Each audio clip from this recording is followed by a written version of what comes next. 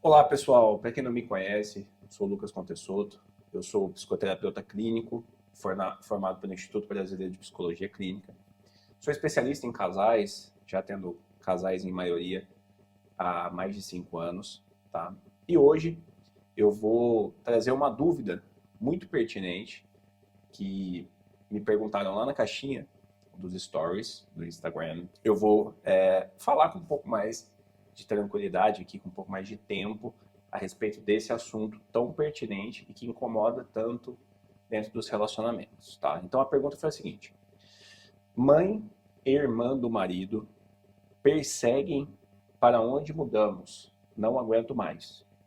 Então fica nítido aqui pra gente que a grande dificuldade dessa pessoa seria o convívio com os familiares do marido. Eu gosto muito de utilizar esse termo de família, né? Dividir bem família e familiares, para que isso fique claro dentro da imaginação dos cônjuges, né? Normalmente as pessoas se referem à família como todo mundo.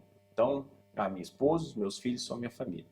Minha mãe, meus irmãos, minha cunhada, meu sogro são família. Só que isso fica muito difícil para fazer a divisão que eu vou explicar depois lá no final para vocês, que seria a divisão adequada de ideias, que gera o movimento de ação também adequado, tanto de marido quanto de esposa, mas principalmente de marido. Então, a ideia seria que é natural, quando nós nos casamos, que a intenção, o movimento, a diligência, a consciência esteja voltada para o familiar. Então, o que a mulher imagina de imediato? Eu me casei, agora eu tenho um marido que vai cuidar de mim, vai tentar fazer nossa família prosperar, nós vamos fazer planos, nós vamos nos cuidar, enfim.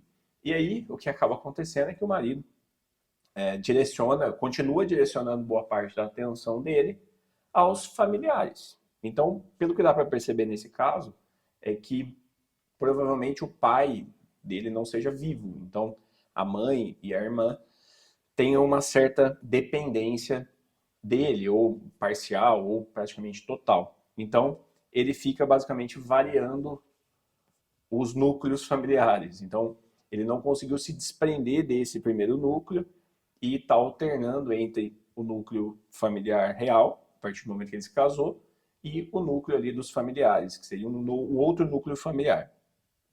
Enfim, vale ratificar. É natural essa expectativa e seria até o ideal. O ideal fosse que ele se inserisse nesse núcleo com consciência e prestasse uma assistência que, pelo que parece aqui, é uma assistência necessária. Afinal, você vai deixar duas mulheres ali sem um homem para, de certa forma, oferecer a perspectiva masculina, organizar a partir da perspectiva masculina, às vezes até bancar algumas questões financeiras, a gente não sabe a dependência que essas pessoas também têm financeiras, então não dá simplesmente para virar as costas. Não dá para, não, me casei, então não tô nem aí para minha mãe, não tô nem aí para minha irmã, problema dela. Problema delas. Não, não é um problema delas. Mas a assistência muda. Então, essa assistência ela precisa ser parcial, né? E ela precisa ter um parâmetro daquilo que é realmente estritamente necessário, né? Porque é normal que essa dependência ela seja transferida e ela realmente se transforme numa constante. Então, esse homem precisaria de muita maturidade para determinar aquilo que é uma necessidade real, que precisa realmente da atuação dele, ou aquilo que é simplesmente conveniência ou uma dependência por conveniência, tá bom? Então, essa seria a primeira ideia. Então, só para nós definirmos, amarrarmos essa primeira ideia, o ideal nesse sentido seria a formação de dois núcleos, entre aspas. O núcleo real, o núcleo família e o núcleo assistência, tá? Reforçando a ideia. Algumas vezes isso acontece de uma maneira desnecessária. Existem sim situações onde o homem busca ali, naquele núcleo anterior, familiar, né, de mãe, irmãos, pai, enfim, um conforto afetivo. Então, muitas vezes, dentro do núcleo familiar dele, o que ele tem é responsabilidade, deveres, E muitas vezes também tem uma disfunção relacional onde existe muita cobrança das duas partes, às vezes da esposa excessivamente, enfim. E o que ele busca ali, naquele núcleo anterior, seria exatamente o afago, o carinho, as validações, tá? Mas aí é um outro assunto, nós conversamos em um outro vídeo, tá? Mas o ponto principal, a ideia aqui é como influenciar, né? Porque eu consigo perceber a partir da pergunta é que já existe uma aversão, então já existe uma percepção de disputa. Quando existe uma percepção de disputa, o que existe são cobranças, correto? Então, a ideia é, o meu marido ele presta atenção na mãe e na irmã, não presta atenção em mim. Então eu tenho que me virar sozinha. Então o que eu faço? Eu cobro dele. Pô, você só vai lá na sua mãe, na sua irmã, tudo são elas e tal. Então, isso já tem, com certeza, gerado nele uma percepção de implicância da esposa. Opa, peraí. A minha esposa, ela já está implicando com a minha mãe e a minha irmã.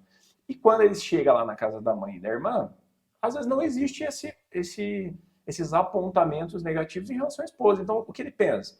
Fala, pô, a minha mãe e a minha irmã nunca falaram mal da minha esposa. Aceitam o meu casamento, transformam o ambiente ali numa coisa agradável. E quando eu chego no meu lar, o que eu tenho são críticas e críticas. Pô, quem é errada da história? Quem está errado nisso? E aí, ele simplesmente bloqueia os argumentos da esposa. Ah, pô, essa mulher só reclama, só enche o meu saco. Deixa.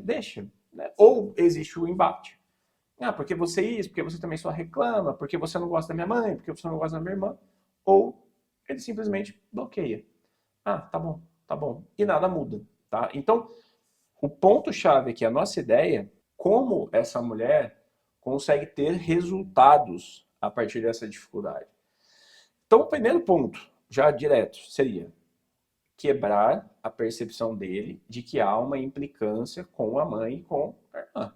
Então, ela precisa começar a ter um movimento, reaproximar-se. Então, precisa quebrar essa barreira de que existe uma inimizade. Não, ela vai precisar parar de falar mal, parar de cobrar, parar de criticar e começar a se reaproximar. Então, ter mais proximidade da sogra, ter mais proximidade da cunhada, na medida do possível, conseguir estabelecer um pequeno vínculo de amizade, começar a ser mais participativo nisso.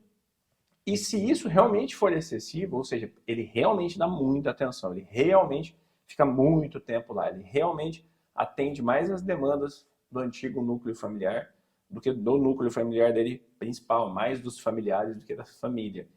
Então, a partir do momento que se quebra essa barreira, ele vai começar a se abrir a algumas colocações e às vezes até algumas pequenas críticas. Ele fala, poxa, nossa, minha mãe suga demais de mim, nossa, às vezes ela me liga demais, ela enche muito o meu saco. Esse é o momento de ter calma, justiça, prudência, percepção e fazer alguns apontamentos. Fala, poxa, amor, às vezes seria bom você evitar um pouco ali de atender essas ligações que não são necessárias, porque sobrecarrega você, eu fico preocupado com você. E detalhe, isso precisa ser legítimo, tá? A gente precisa cultivar isso dentro da gente, no sentido de parar de se importar menos consigo e se importar mais também com a posição dele, porque também não é confortável para ele.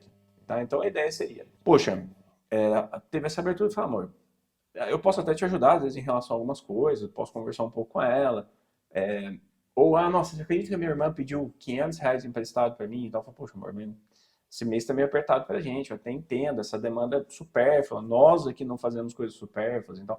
Mas percebe, é uma colocação muito mais de abertura de ideia do que propriamente impor alguma coisa, tá bom? Então, pessoal, vou resumir também, porque senão a gente vai estender. A ideia é fazer que seja mais profunda o argumento sobre a pergunta, mas também que não se estenda demais, tá bom? Quem quer ser atendido por mim, se você está precisando de ajuda no seu relacionamento, eu faço atendimentos em casal e também individuais. É só entrar lá no meu Instagram e clicar no link da bio, tem ali um formulário de preenchimento, tá? Nós podemos também trabalhar a questão emocional de uma forma individual, então performance, eu trabalho bastante com isso também, ali no mesmo link. Não esquece, por favor, de curtir e compartilhar os vídeos. Se puder deixar um comentário, se tiver alguma pergunta também, questões relacionais, pode me mandar ou no Instagram ou aqui nos comentários. Até o próximo vídeo.